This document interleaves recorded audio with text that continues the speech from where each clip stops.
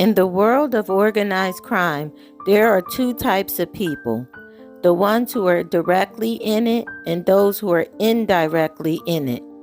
Take, for example, Nicky Scarfo, who would be the boss of the Philadelphia crime family during the 1980s. He loved and thrived in organized crime and wanted his family, friends, and associates to join his regime. However, not everyone shared his principles and beliefs. His oldest son, Christopher Scarfo, and his youngest son, Mark Scarfo, did not want any part of his mafia lifestyle. Therefore, things did not always sit well with them. The only son who joined the life of crime was his namesake, Nicky Scarfo Jr. However, in this video, we will not cover Nicodemo Salvatore Nicky Scarfo Jr. nor Mark Scarfo. In this video, we will only cover the man who was formerly known as Christopher Scarfo. Right now.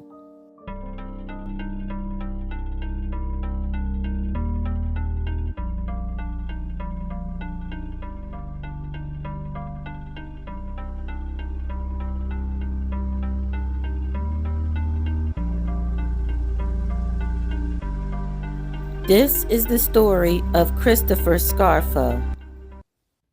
There are little reports, photos, and articles on Christopher Scarfo as he kept his life from the press.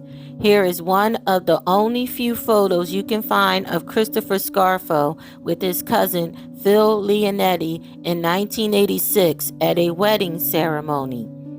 1 year prior to this photo, on June 26, 1985, an article in the Atlantic City Press mentioned Scarfo's name with boxing manager Barry Shapiro's organized crime link, as you can see in this chart, that was tied to then heavyweight champion Larry Holmes' fight.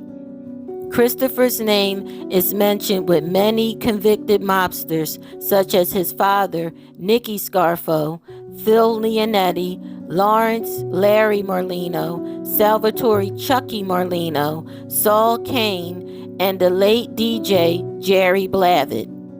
In 1987, another article from the Atlantic City Press specifically stated Scarfo's son fined $275.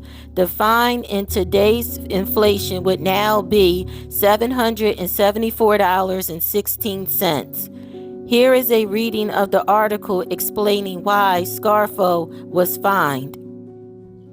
Here is a picture of Christopher Scarfo with his attorney when he was fined. When his youngest brother, Mark Scarfo, attempted to take his own life in 1988, Christopher distanced himself from the media.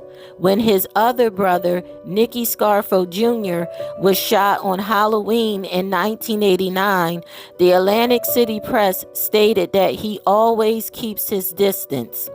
Based on sources from Philip Leonetti's book, Mafia Prince, published in 2012, he only mentioned him in the photo.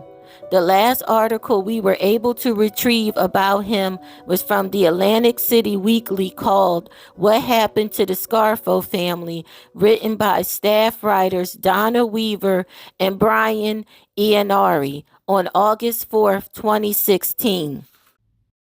Editor's note, this story was originally published August 3, 2015. A father had 3 sons. The oldest changed his name. The youngest hanged himself, resulting in his death years later, and the middle child, who bears his father's first name, Nicodemo, followed in his footsteps, sentenced last week to 30 years in prison for racketeering. This is the story of Atlantic City's most infamous crime family, surnamed Scarfo. You wonder if you believe in karma, said George Anastasia, the longtime mob reporter with the Philadelphia Inquirer and the author of the book Gotti's Rules. If you look at Nicky Scarfo's personal family, what happened? Nicodemo D. Little Nicky Scarfo, the former head of the Philadelphia South Jersey Mafia, is serving a life sentence in federal prison in Atlanta on murder and racketeering charges. His family members grew up in Atlantic County, played basketball, were altar boys, went surfing. His wife walked down Atlantic City's Arctic Avenue to Barbera Fish Market to buy conch for scungili and crabs to make spaghetti and tall pots of gravy. What happened between them was between them, the Scarfos. It was none of our business, said Dominic Alcaro, the now owner of the market who had worked there at the time. Little Nicky owned a white apartment building at 26 North Georgia Avenue in the city's Ducktown section, known locally at that time as Little Italy. The steep steps that led to the front door were a place of family and food. The secrets and business that went on within those walls were not things that concerned children. Atlantic County freeholder Frank Formica grew up at 2310 Arctic Avenue, but spent a good portion of his childhood there as a boyhood friend of Crazy Phil Leonetti, Scarfo Sr.'s nephew. As children, they were both altar boys at St. Michael's Roman Catholic Church. Crazy Philly, oh, he had the most merits from the nuns. They really favored him. Crazy Philly was the only one of us who could get to 6 a.m. Mass on time, Formica said. They were model children. And Crazy Philly? He was the most clean-cut, mannerly kid. Never in a fist fight, not violent, Formica said. I got into more trouble than Philly and Nicky. Just up the street from the fish market, Formica said he would see Scarfo Sr. when he came into his father's bakery to buy loaves of bread. Nicodemo D. Little Nicky Scarfo is often called Scarfo Sr., although he and his middle son have different middle names. Nicky Scarfo Sr. wasn't scary to me. He was always well-dressed, had a nice car, soft-spoken, and rumor has it he had a sweet tooth, Formica said. There was never an indicator that Scarfo Sr.'s son or nephew Leonetti would grow into a life of crime either, Formica said.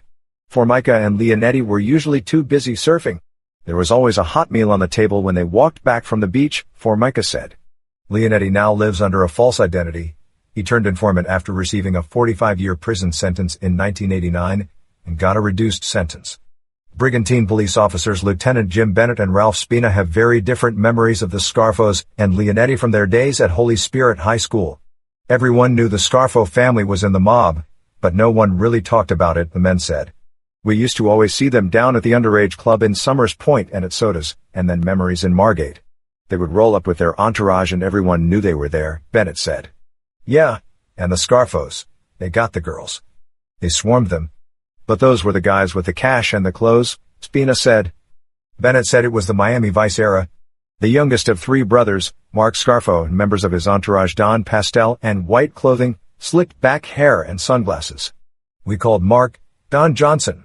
We called them potato chippers. They were wannabes, Spina said. Bennett, 46, was 4 years younger than Nicodemo S. Scarfo, the middle Scarfo child. Nicky flew under the wire. Never fought. He was nothing, a nobody. Mark was the one who took his father's name and ran with it, Spina said. While at Holy Spirit, Spina said he had multiple run-ins with Mark Scarfo that resulted in physical altercations. After one of those fights at school, Mark Scarfo called for backup. He called up his uncle, Crazy Phil, and he came to school. He was waiting for me after school and he had a gun, Spina said. After an exchange in the parking lot, Spina escaped unscathed, but shaken up.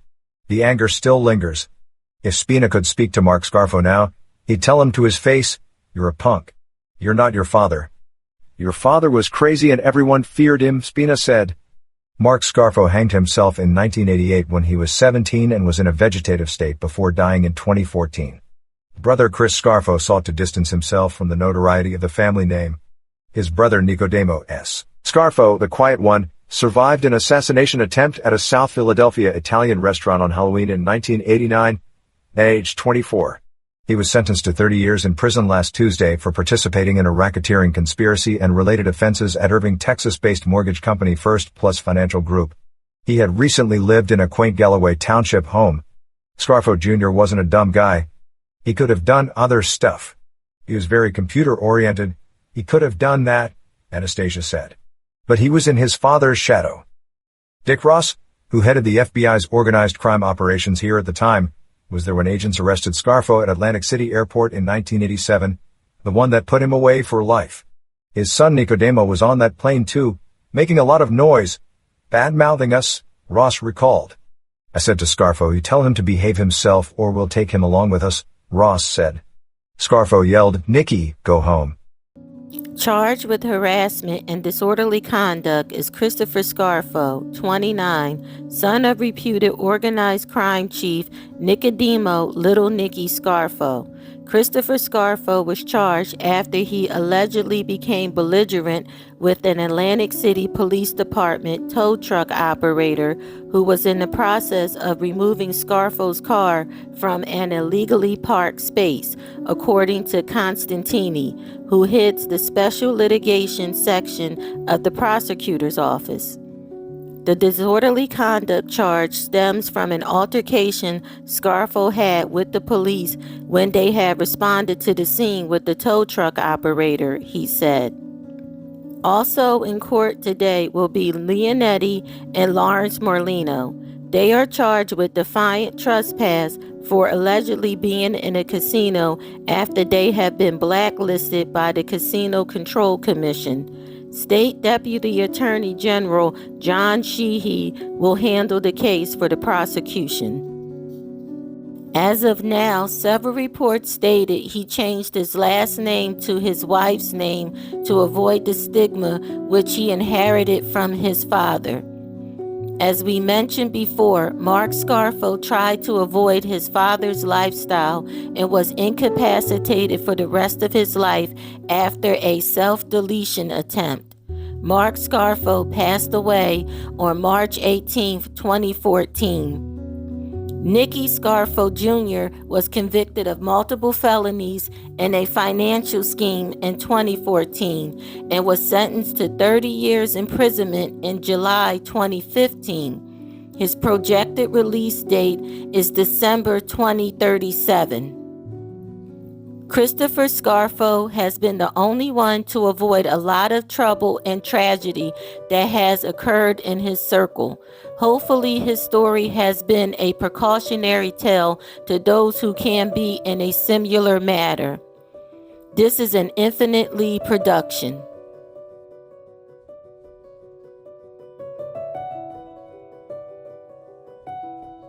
Thank you for watching this video. Please subscribe to our channel and check out more of our content. Feel free to give your feedback and suggestions on what we should do next in the comments. This is Infinitely Productions. We love ya.